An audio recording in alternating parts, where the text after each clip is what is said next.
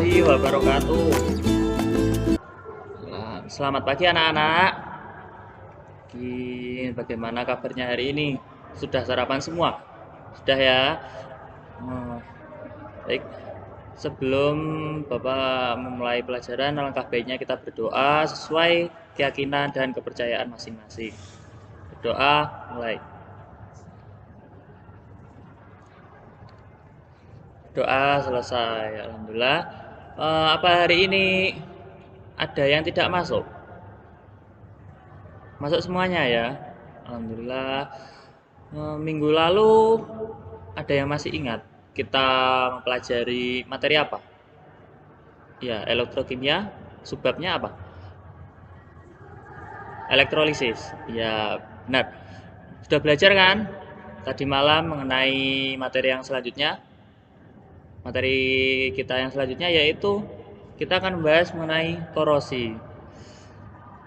Nah, jadi pada pertemuan kita kali ini, Bapak mengharap kalian mengetahui apa itu korosi, lalu faktor-faktor penyebab terjadinya korosi, kemudian mengetahui proses terjadinya korosi. Nah, untuk yang selanjutnya yaitu apa ada yang tahu apa itu korosi? Nah, jadi korosi adalah istilah peristiwa pengaratan pada logam. Jadi korosi dapat didefinisikan sebagai perusakan bahan oleh lingkungan sekitarnya di bawah reaksi kimia. Hal ini dapat memberi arti bahwa korosi dapat berlangsung pada logam maupun non-logam. Bahan-bahan logam seperti ferus dan non-ferus, sedangkan bahan non-logam misalnya plastik, keramik, komposit, dan juga lain sebagainya. Masalah korosi menyentuh hampir seluruh benda atau bangunan yang terbuat dari logam. Jadi bagian terbesar dalam bidang industri terbuat dari 15% bahan konstruksinya terbuat dari besi.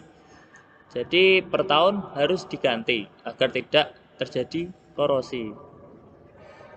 Akibat yang ditimbulkan korosi yaitu material-material atau logam tersebut mengalami degradasi atau penurunan mutu kualitas yang secara fisik material tersebut menjadi berwarna coklat atau karat yang efeknya yaitu berdampak pada kekuatan material tersebut yang akan menurun.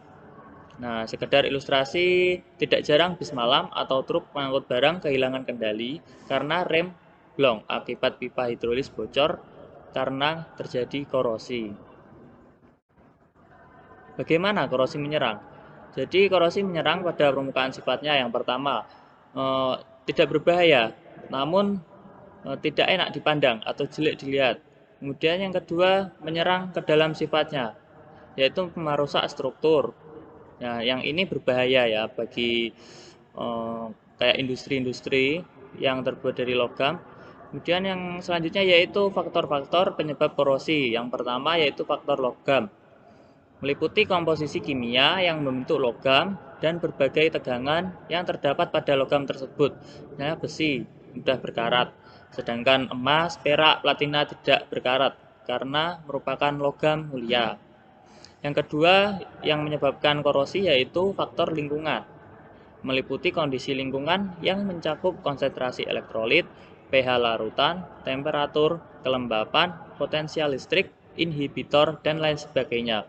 Faktor utama penyebab korosi adalah O2 dan air. Faktor-faktor lain yang memperparah korosi adalah asam, garam, CO2, debu, SO2, dan lain sebagainya. Nah, apa ada yang tahu bagaimana korosi terjadi?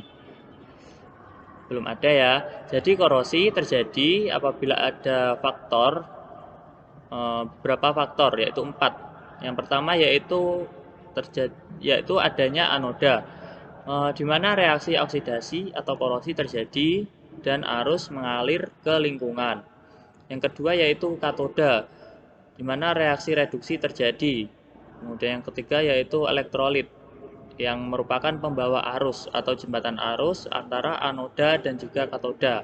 Yang keempat yaitu transfer elektron atau electronic path. Transfer elektron ini merupakan arus antara katoda dan anoda yang melewati metal atau logam untuk melengkapi sirkuit. Dari sini apa ada yang perlu ditanyakan? Apa ada yang masih belum paham? Paham semua ya, alhamdulillah. Nah, selanjutnya yaitu proses korosi. Jadi katoda adalah logam yang relatif lebih mulia, yang permukaannya menjadi tempat berlangsungnya reaksi reduksi. Sedangkan anoda adalah logam yang relatif lebih aktif, yang menjadi pemasok elektron bagi reaksi reduksi, sehingga terkorosi. Konduktor adalah sarana untuk transfer elektron dari anoda ke katoda. Elektrolit adalah media yang mengandung zat-zat yang korosif, seperti H+ dan O2 yang cenderung tereduksi. Di samping itu, zat-zat yang korosif menjadi tempat bagi zat lain yang dapat mengakselerasi korosi, seperti larutan Cl. Nah, di situ Bapak berikan contoh atau ilustrasi dari proses korosi. Bisa dipahami ya? Bisa. Nah, untuk yang selanjutnya, apakah ada yang ingin ditanyakan? Tidak ada ya. Nah, sebelum Bapak akhiri pelajaran pada pagi hari ini, kita sudah belajar apa saja? Korosi ya, mengenai faktor, kemudian apalagi proses. Oh iya, yang pertama tadi pengertian. Nah, Bapak ingin kalian kerjakan ya soal-soal yang ada di LKS yang sudah sekolah berikan. Nanti kalau ada yang masih belum jelas bisa ditanyakan ke Bapak atau dikerjakan semampunya dulu. Ya.